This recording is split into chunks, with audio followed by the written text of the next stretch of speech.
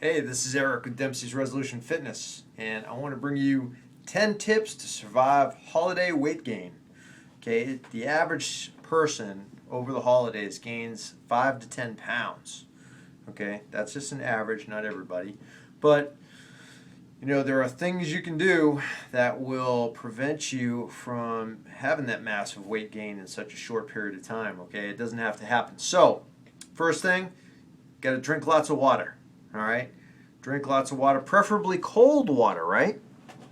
So the cold water, right, will activate your metabolism because your body has to heat the water. So, there's more calorie burn there, okay, and increased metabolic rate. All right, plus it keeps you hydrated, helps detox all the poisons out of your system, right, cuts down on water retention and bloating. And of course, when you drink water, you're not starving because you got water in your belly, okay? So that's one.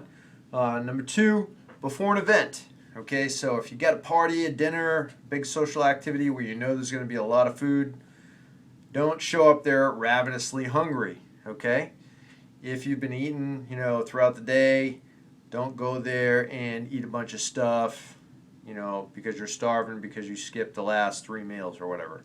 So eat something before you go, preferably a balanced meal, heavy in protein and good fats, low in carb, and then go there and have a good time at your event. Okay? When you get to an event, a dinner or whatever, look at all the choices that you have available and make smart decisions based on your educated, knowledge of nutrition. That hopefully, if you've been following my stuff, you should have a pretty good grasp on what to do and what not to do. So, when you look at a table and it's got a bunch of stuff on it, like a buffet kind of thing, or a big spread of any kind, obviously gravitate towards the protein and the good fats right off the bat, right?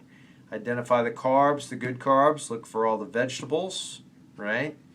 Look for all the nuts and seeds, and look for all the meats, right? And then look for anything with avocado, coconut, anything like that. And then your carbs, vegetables and fruit, priority. And then if you're going to have your starchy stuff, cakes, cookies, simple sugars, really go easy on that. So analyze and then make your plan and then go easy, right? Okay, and then number 4, watch what you drink. Watch what you drink.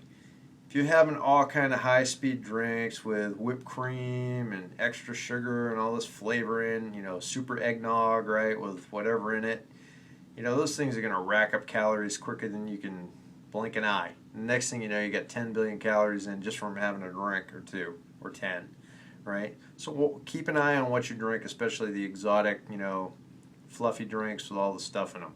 Okay, be careful of that.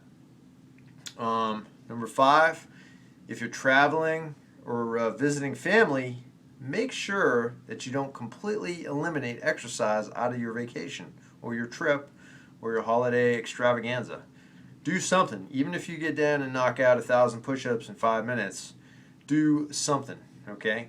Get down and do something that's going to stimulate your muscles, that's going to get some cardio going, even if it's 5 or 10 minutes. That will be way better than if you blow off nothing.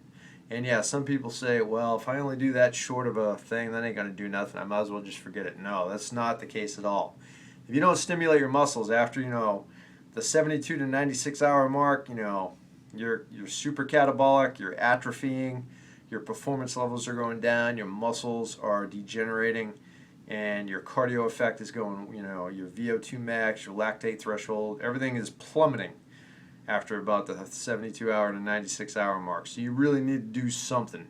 Get down, knock out a bunch of push-ups, do some chair dips, do some squats, do the plank, do whatever, burpees, anything you can think of that you can do. Go up and run the stairs, whatever. Do something. Do some ab work, do some core work, do something every day, even if it's only 5 or 10 minutes, okay? Number 6, when you go to an event or during the holiday season, you get all this special kind of food that usually only comes around once a year. Don't deny yourself. Have a good time. Enjoy it, but keep it under control, If you like I love pecan pie, right? So I'm going to get me a pecan pie. But I'm going to try not to eat the whole pecan pie at one sitting, right? I'll have a little piece, then I'll go eat some protein and some good fats. that will, lower the damage of that pecan pie, but I'm still going to have some, right? And I can get away with it. And then eventually, over time, I'll have little bits when I want one, and the pie will be gone, and I'll be satisfied. Okay? But I'm not going to sit down and mow the whole thing right there on one sitting. So don't do it, right? So enjoy yourself. Don't deny it, because if this is something you want, man, it's bad, right? Okay, so don't deny yourself, but keep it under control. Number 7, social support. Tell people, if they're offering you stuff and you say no, don't make it offensive to them, and tell them, look, I really like your stuff, your cooking's great, but hey, I'm on a fitness and nutrition program and I got to do this and that, and try to tell them ahead of time so that they can support you instead of being offended by you, pointing saying I can't eat your food. Okay? Because you can try all the stuff, you just need to control it, but you don't want to be offensive and just tell people, no, I'm not eating that. Okay? And then keep that in mind when you're, throughout your travels, social events, whatever you're doing, get support from relatives, family, friends, your social circle, workers, co-workers, whatnot, and make sure they understand that you're on a mission, and they need to support you. Okay. Number 8, if you slip up on a meal, right, don't sweat it. Don't try to make up for it by starving the rest of the day or taking the rest of the week off from eating. If you slip up on something, you have a high carb meal with a bunch of stuff, or you were bad, just make up for it the next meal. Go right into it.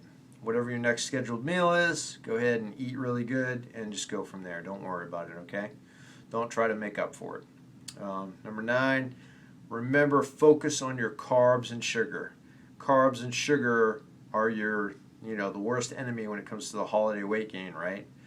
You need to eat carbs need to be a fuel source and need to be controlled, right?